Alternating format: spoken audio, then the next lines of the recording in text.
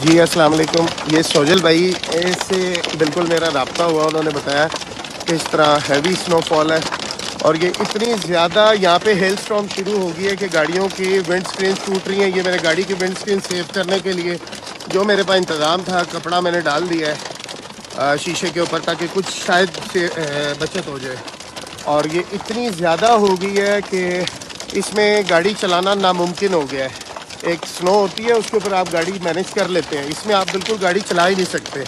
और ये अभी मैंने शीशा खोला हुआ आपको दिखाने के लिए, तो मेरे हाथ पे आके जो लग रही है तो वो ठीक ठाक मुझे पता है कि किस तरह मैं फील कर रहा हूँ उसको। और बहुत ज़्यादा तेज़ हो गई है ये हेल स्टॉर्म, बहुत ज़्यादा तेज़ हो गई है।